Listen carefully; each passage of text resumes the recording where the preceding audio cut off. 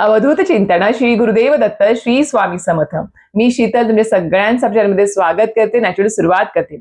म्हणजे आपणास माहिती असेलच की अधिक महिना सुरू आहे. आता हा अधिक महिना जो आहे तो 33 महिन्यानंतर येत असतो. त्यामुळे या अधिक महिन्यामध्ये ज्या काही तिथी येतात, जे काही सणवार येतात ते खूप जास्त महत्वाचे असतात. कारण की इतर महिन्यातले जे काही सणवार असतात त्यांचं महत्व तर आहेच, पण या अधिक मासामध्ये जे काही तिथी वार येत असतात, सणवार येत असतात, त्याचं महत्व अनेक पटीने वाढलेलं असतं. त्याच्यामुळेच कारण की अधिक महिना 3 वर्षानंतर येत असतो, त्याच्यामुळे आपल्या या महिन्यातलं जे काही तिथीवार आहे त्याचं महत्व देखील तेवढंच जास्त वाढलेलं आहे. आता या अधिक महिन्यामध्ये आपणास माहिती असेल किंवा एकादशी तिथी सुद्धा आलेल्या आहेत, ज्या 3 वर्षानंतर अधिक मासामध्ये आलेल्या एकादशी तिथी असणार आहेत. जसं बघायला गेलं 2 एकादशी तिथी या अधिक महिन्यात आलेल्या आहे. त्यातली पहिली एकादशी ज्याला कमला एकादशी किंवा पद्मिनी एकादशी म्हटलं जातं, ती नेमकी आता लवकरच आलेली आहे. नेमकी ती कधी असणार आहे, सोबतच हे एकादशी म्हणजेच कमला एकादशी व्रताचं आपल्याला पूजा अर्चा किंवा त्याचं जे काही म्हणतात की उपवास व्रत वैकल्य कसं करायचं आहे, सोबत या दिवशी सेवा कुठल्या करायच्या आहेत, आणि अजून एक महत्वाचं म्हणजेच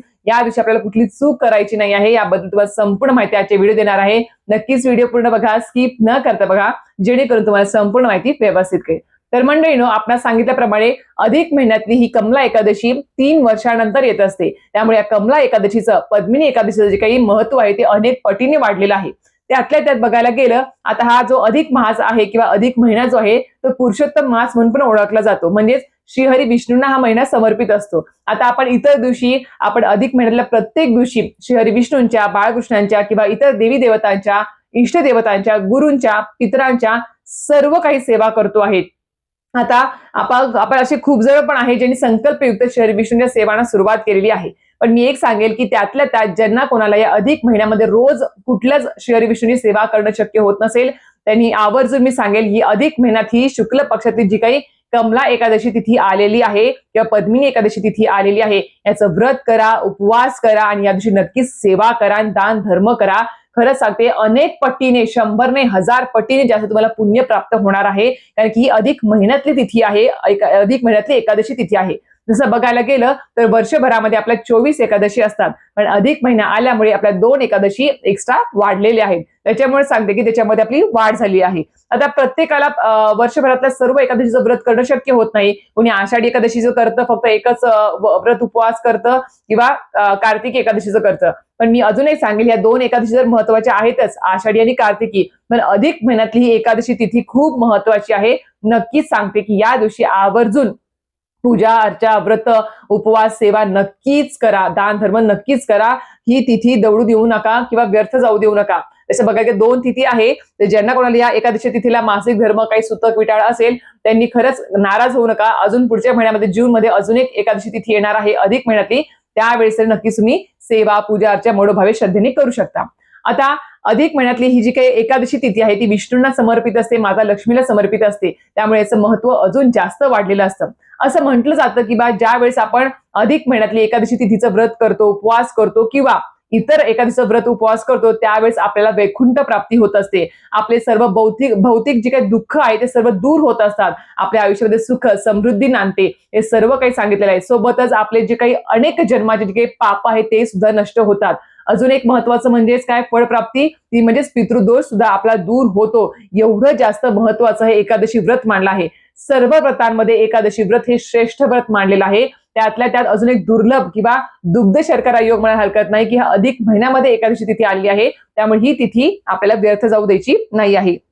आता ही तिथी, या तिथीच्या वेळेस म्हणजेच आपल्याला कमला एकादशी नेमकी कधी आली आहे ते तुम्हाला सांगते.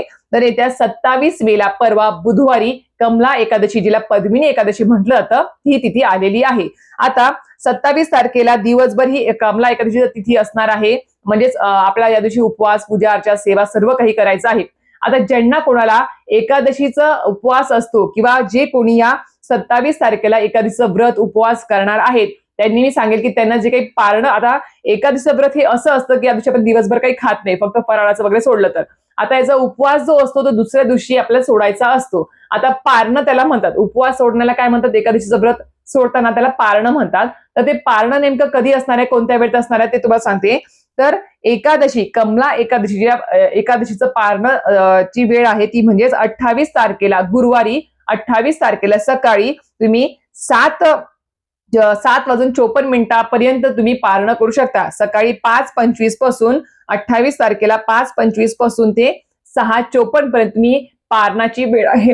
यामध्ये तुम्ही तुमचं उपवास सोडून तुमचं पारणं करून घेऊ शकता.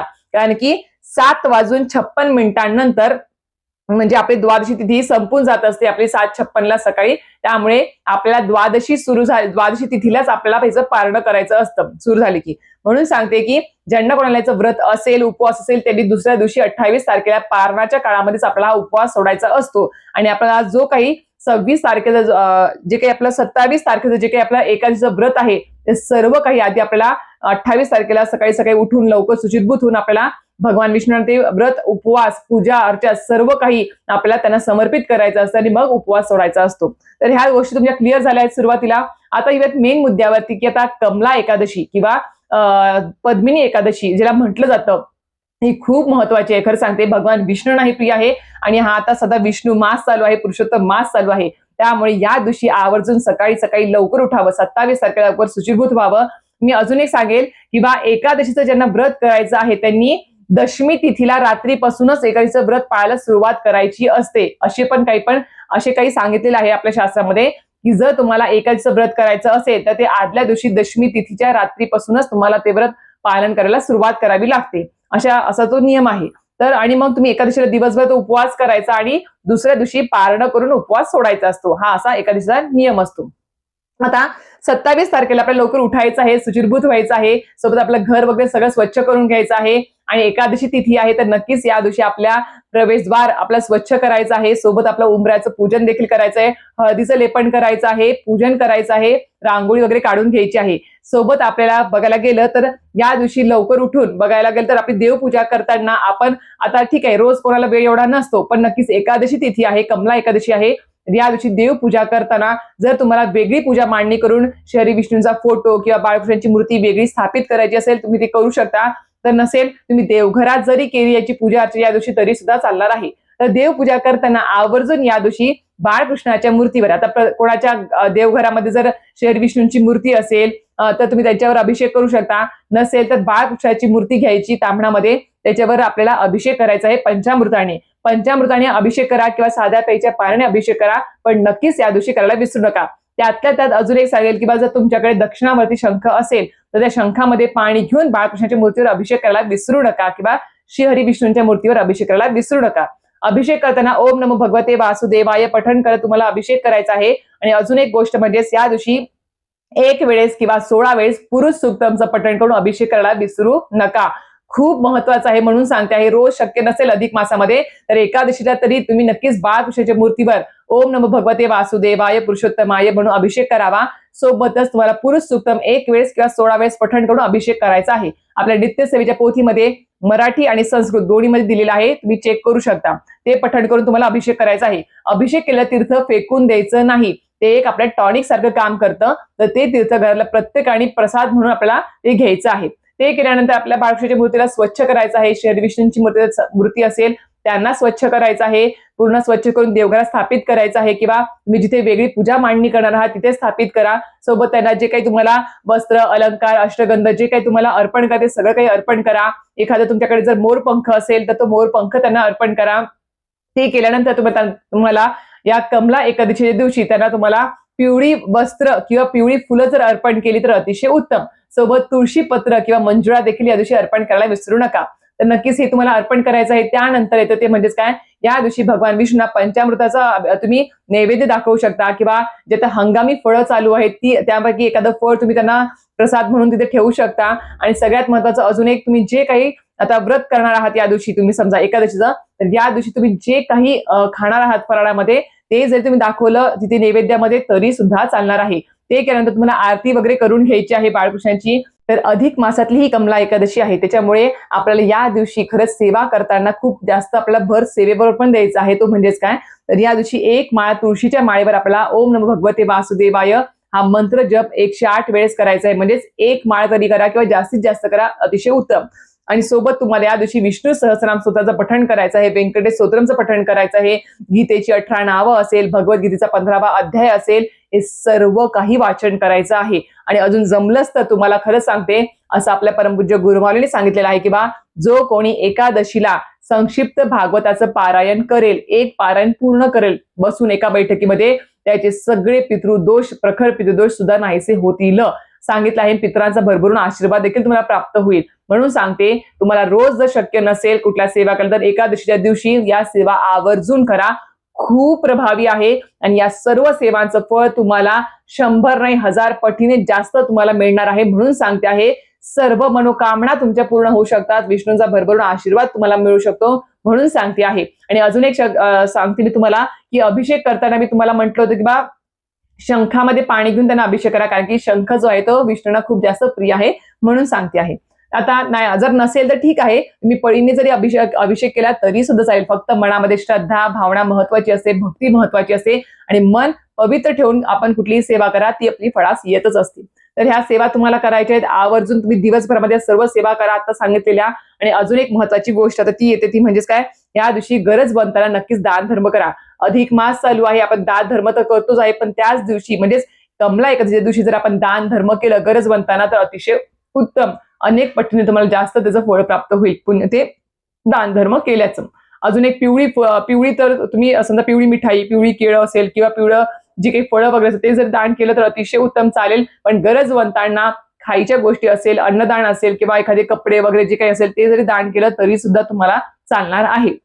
आता या कमला एकादशीच्या दिवशी किंवा कुठल्याही एकादशीच्या दिवशी आपल्याला चुकूनही एक चूक करायची नाहीये. ती म्हणजेच काय, तर आपल्याला या एकादशीच्या दिवशी आपल्याला चुकूनही तुळशीला पाणी घालायचं नाही आहे किंवा तुळशी पत्र मंजुळा सुद्धा तोडायच्या नाही आहेत. आता तुम्ही म्हणताल की ताई एकादशी आहे, आम्हाला तुळशी पत्र अर्पण करायचं आहे बाळकृष्णाच्या मूर्तीला किंवा विष्णूंना, तर तुम्ही आदल्या दिवशीच बाजारातून विकत आणून घ्या. पण एकादशीच्या दिवशी आपल्याला तुळशी मातेला, तुळशी वृंदावनाला आपल्याला पाणी घालायचं नसतं, तिचे आपल्याला स्पर्श करायचा नसतो, तिचं मंजुळा पान तोडायचं देखील नसतं. कारण की या दिवशी म्हणजेच एकादशीला तुळशी मातेचा देखील भगवान विष्णूंसाठी उपवास असतो, व्रत असतं, म्हणून आपल्याला तिला स्पर्श करायचा नाही, पाणी घालायचं नसतं, हे आपल्या शास्त्रात सांगितलेलं आहे. नक्कीच हा नियम पळा आठवून ठेवा, कारण की रोजच्या प्रमाणे आपली सवय असते देवपूजा झाली की लगेच तुळशीला पाणी घालायचं, तर नक्कीच एकादशीला चुकूनही पाणी घालू नका म्हणून असं सांगितलं आहे. म्हणून तुम्हाला सांगते की बा चुकूनही स्पर्श देखील करू नका एकादशीच्या दिवशी. पण या दिवशी आवर्जून एक गोष्ट करायची आहे, भले आपण तुळशीला स्पर्श करणार नाही आहे किंवा पाणी घालणार नाही किंवा तुळशी पत्र तोडणार नाहीयेत, पण या दिवशी म्हणजे एकादशीला संध्याकाळी आपल्याला नक्कीच तुळशी वृंदावनाजवळ आपल्याला तुपाचा दिवा नक्कीच आपल्याला प्रज्वलित करायचा आहे. सोबत इथे प्रार्थना करायची आहे तुळशी मातेजवळ आपल्याला. आणि अजून एक महत्वाची गोष्ट, जर तुळशी वृंदावन मोठं असेल आणि प्रदक्षिणा जर त्यांना घालता येत असेल तर नक्कीच 11 प्रदक्षिणा घालायला विसरू नका. आणि नसेल जागा तर ठीक आहे, जागच्या जागीच आपल्या स्वतःच्या भोवती 11 प्रदक्षिणा घाला आणि तिथे नमस्कार करा माता आपल्या तुळशी वृंदावनाजवळ, आणि पण तुपाचा दिवा लावायला विसरू नका. आणि हो, पाणी घालायचं नाही किंवा स्पर्श करायचा नाही याचा अर्थ तुळशीला अगरबत्ती असेल किंवा धूप ओवाळणे असेल किंवा हळद कुंकू अर्पण करणे असेल हे करायचं नाही असं नाही आहे. तुम्ही लांबून हळद कुंकू तुळशीला अर्पण करू शकता, सकाळी धूप दीप दाखवू शकता आणि संध्याकाळी सुद्धा तुपाचा दिवा लावायला विसरायचं नाही आहे. तर अशा प्रकारे आपल्याला हे पूर्ण कमला एकादशीचं व्रत करायचं आहे, सेवा पण सांगितलेलं आहे. आणि अजून एक गोष्ट, एकादशीचं व्रत हे असं असतं की आपल्याला दिवसभर आपल्याला फराळाचे म्हणजे गोष्टी खायच्या असतात, पदार्थ खायचे असतात. म्हणजे दूध, फळं, ताक, लसी, ज्यूस वगैरे असेल ते तुम्ही घेऊ शकता, पण आपल्याला कुठल्या प्रकारचं अन्न ग्रहण करायचं नसतं. उपवास त्या दिवशी सोडायचा नसतो. दुसऱ्या दिवशी 28 तारखेला तुम्हाला पारणाची वेळ सांगितलं आहे, त्यावेळेतच तुम्हाला उपवास सोडायचा आहे. आणि हो, एकादशीचं व्रत करणार असाल, उपवास करणार असाल तर नक्कीच त्या दिवशी सकाळी म्हणजे 27 तारखेला सकाळी अगोदर संकल्प सोडा. संकल्प सोडून मी आज एक दिवसीय एकादशीचं अधिक महिन्यातल्या कमला एकादशीचं व्रत करते आहे. उपवास, व्रत, पूजा अर्चा, दान धर्म असेल, तुम्ही जे काही करणार आहात ते सगळं संकल्पामध्ये बोलायचं आहे आणि आपल्याला तिथे पाणी ते सोडायचं आहे ताम्हणामध्ये. अशा प्रकारे संकल्पयुक्त सेवा किंवा व्रत हे त्या दिवशी केलं तर अतिशय उत्तम. तर संपूर्ण प्रश्नांची उत्तरं मी आजच्या व्हिडिओ दिलेली आहे असं मला तरी वाटतंय. तरी सुद्धा काही प्रश्न असतील तर नक्कीच कमेंट बॉक्समध्ये विचारा, मी नक्कीच त्याचं उत्तर द्यायचा प्रयत्न करेल. अशा प्रकारे व्हिडिओ इथेच थांबवते. व्हिडिओ आवडला असेल तर नक्कीच व्हिडिओ लाईक, शेअर, सबस्क्राईब करायला विसरू नका. श्री स्वामी समर्थ.